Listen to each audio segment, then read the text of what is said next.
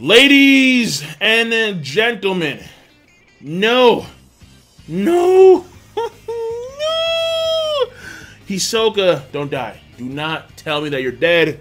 Bro, live. You must live. Lelouch Via Britannia commands you to live. To live, Suzaku. Live, Hisoka. Gon Kilu.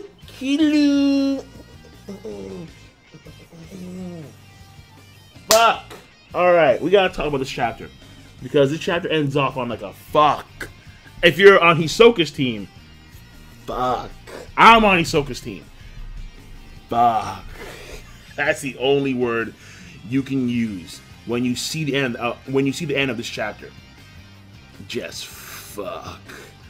Like Hisoka, he's not. I don't think he's dead. And yes, I'm saying that because I'm on his team. Probably a lot of the puppets are taken out now. So if he's still alive, then he's cleared of puppets for the most part. And what happens from there, I'm not too sure. Chrollo, very smart, very crafty, and on top of that, he has so many powers at his disposal. The banded secret is really not fair, because the banded secret allows him to utilize so many other powers. It's like asking a genie for more wishes. You have one wish, what do you want? I want 5 more wishes. Alright, done. So that all being said, let me talk about the chapter at hand, because I want to talk about first how Hisoka lost his arm. Lost his hand. And this goes back to 2 chapters ago. So let me read to you what Hisoka says after his hand blows up. When I attacked back then, and you see a panel in that same title page where he flings his gallery fake puppet head at Chrollo. It was the chapter called Head, and Chrollo dodges that initial attack, and then he backs off into the crowd, into the stand. Well, Hisoka continues. His body is over there. Back then, he must have figured out which body I took the head off of. He looked like he was moving around slowly from having taken damage, but in reality, it was him taking the time to attach a full-powered bomb to the body. But a puppet with only a body shouldn't be able to self-destruct on its own. So then, using his cell phone, he must have controlled the puppet he placed a minus sign on and had it touch the body with the plus sign. In a nutshell, what that means is that in chapter 354, he found out, or he saw, which body Hisoka decapitated the head from, and he placed the plus sign on that body. Then he had a puppet with a minus sign on it. And we saw in the previous chapter how he was using his cell phone to direct one of the puppets. And that puppet probably weaved its way around all the other puppets. The moment Hisoka retracted the puppet head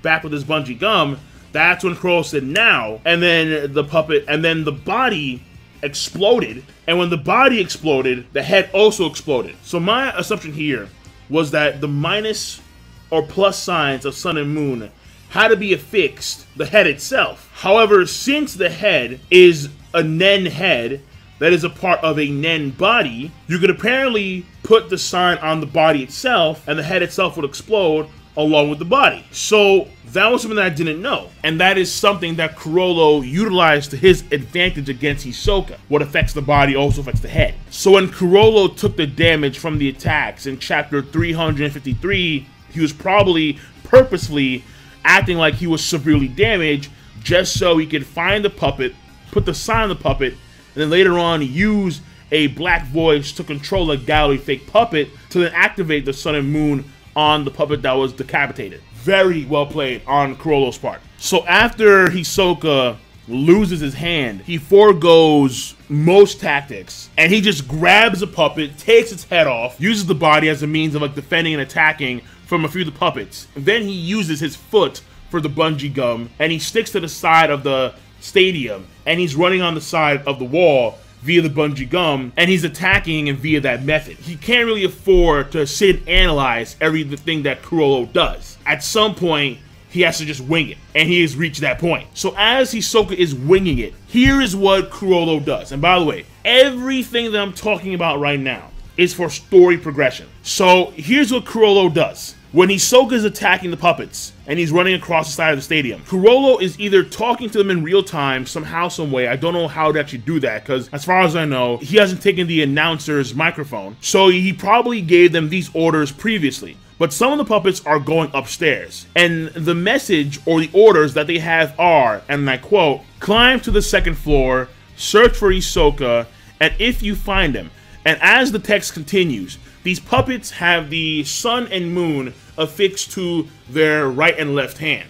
So these are puppets that are your bombs. And the bomb guys, they are on the top floor now. And so they're searching for Hisoka. And when they find him, get as close as you can and self-destruct. So here Hisoka is, seemingly okay because he's on like the second floor side now. And he's running on the walls via the bungee gum. And Chrollo had already sent puppets up to the second floor in advance to then pounce on Hisoka when Hisoka was in range. And so these puppets, they do so. The moment Hisoka's in range, they have the sun moon near Hisoka clap, explosion. It's a chain explosion in the balcony area. And I also want to know how before Hisoka did state that the folks in the balcony, they weren't really running away amidst all the chaos because they probably assumed that they were safe. Not after that explosion. Hell to the no. That was a chain explosion via probably like a dozen or so puppets, and the explosion was fairly large, and it's so powerful to where it sends Hisoka flying to the opposite direction. And mind you, he's covering his body then at this point in time. Hisoka is able to view what is happening on the other side of the stadium where he's flying towards. So he sees, okay, there are more of these bomb puppets on the other side.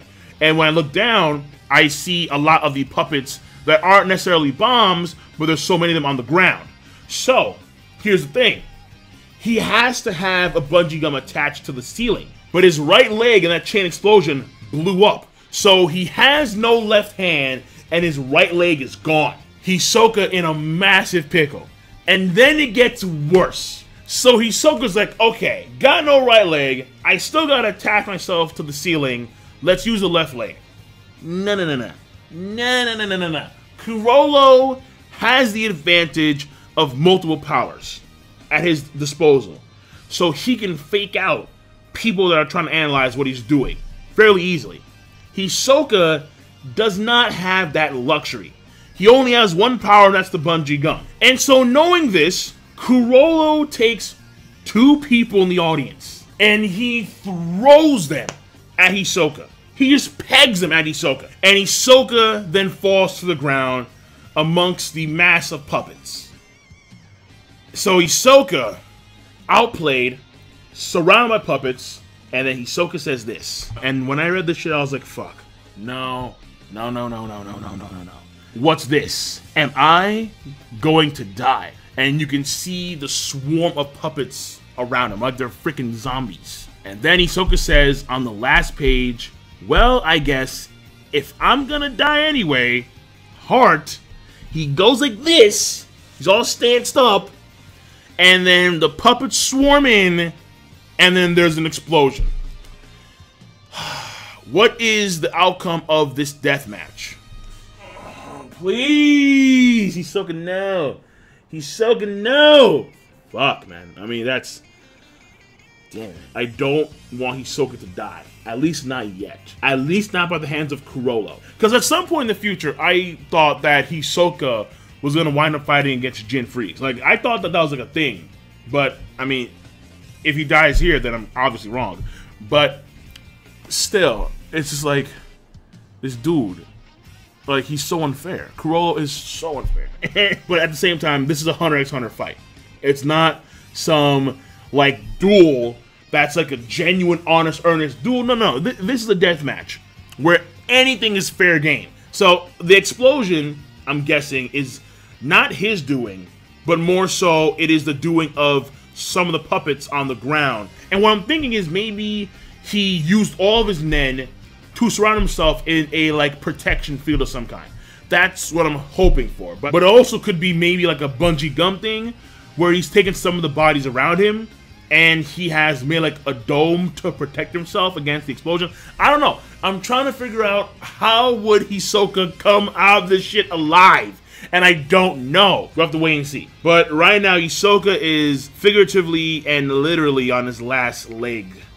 fuck. So that's the story. When it comes to the pacing, very simple, straightforward. Nothing too creative there, except for maybe that small panel of chapter 334, where you see the possible moment where Chrollo put a sun symbol on the body of the puppet that Hisoka had decapitated. But all in all, pacing is overall simple, straightforward. When it comes to the characterization, nothing really is there.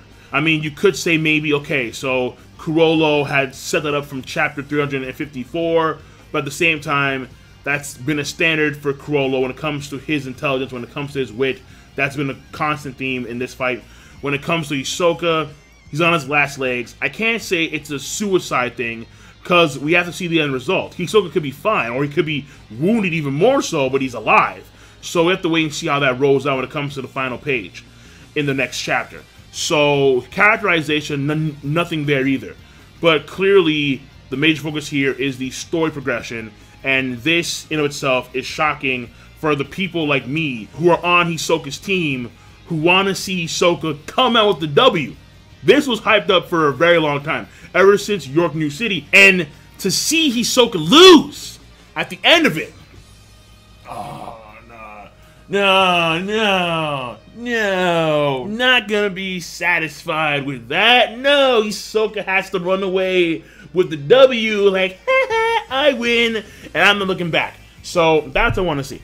But either way, I'm done. So, King Lightning, the chaptering overall, this was a great chapter of Hunter x Hunter. I wouldn't go any higher with the rating, only because, again, for characterization, there's not much there. And the pacing is relatively simple. But clearly, again, it is the story progression that has the lion's share of worth. But even still, for that alone, you can only go so far. And we don't know the end result, since the chapter does end off on a cliffhanger. So we'll see that in the next chapter. So once again, the chapter rating is going to be a great, and I'm done. By the way, before I go, there is one thing that may allude to Hisoka's death in this possible situation involving Chrollo. And that is not in the series itself, but it's a storyboard, like backstory chapter of Hisoka that I'm going to review probably tomorrow or the day after tomorrow. And it's not drawn by Togashi, it's actually drawn by the creator of Tokyo Ghoul, Sui Ishida. And that fascinates me. Like, why would Togashi collaborate with Ishida to have a storyboard backstory chapter come out for Hisoka, and then in the actual Hunter x Hunter series, it appears that Hisoka has died in an explosion? No! Fuck! Alright, you know what?